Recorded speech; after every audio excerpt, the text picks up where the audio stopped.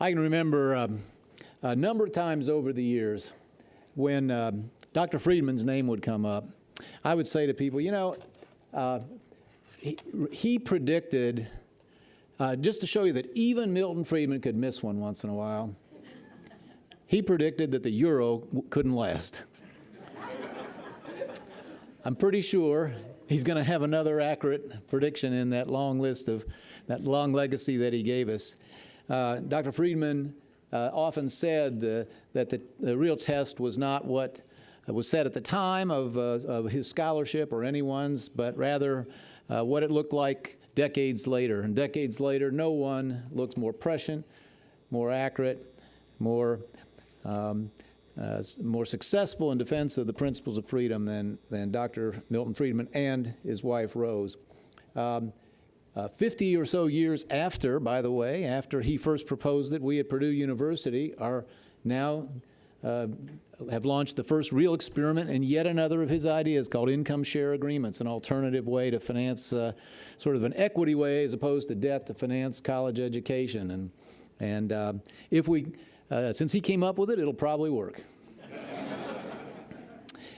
Don't you have the same feeling I do in the political, at least, year of our Lord 2016? Boy, could we use him today. No one was better at explaining what is wrong when A and B get together to spend C's money. And why it's not just ineffective in the end, but why it's not just, why it's not right, which is even more important than whether it's good or bad economics. You know,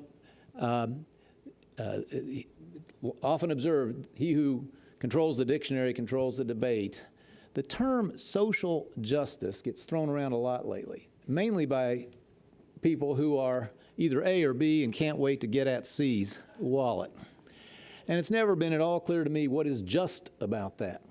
It may be good policy, it may be appropriate, it's a matter of public policy, but there's nothing particularly just about it.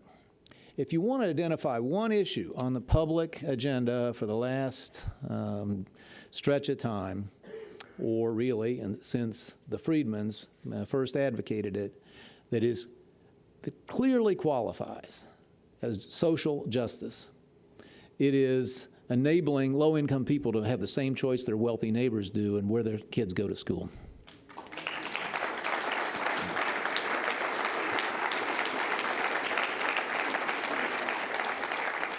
Said the other way around, what is less just than saying to poor people, your wealthier friends and neighbors have the full range of choice, but you will go where we tell you. And your kids will go to what is all too often a failing school.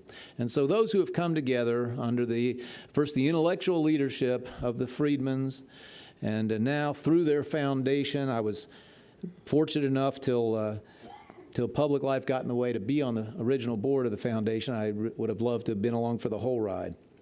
But it must be so gratifying to those of you in this room who've been with this cause and been with this organization now over these years to see what is happening. It didn't come quickly. It didn't come easy. There were days when I thought the monopoly would forever block this essential step forward in social justice. But now the map is filling in with places, and happily Indiana's one of them, where low-income children have a much better chance in life. And just as important, low-income parents are viewed with the dignity, are seen as having the dignity and the capacity to make this decision for themselves. So for this and so much more, we are all eternally grateful to Milton and Rose Friedman, and want to honor their memory every chance we get. It's become a commonplace for people to observe, but it's very true that ideas have consequences. Please enjoy this video of the most consequential thinker any of us will ever know.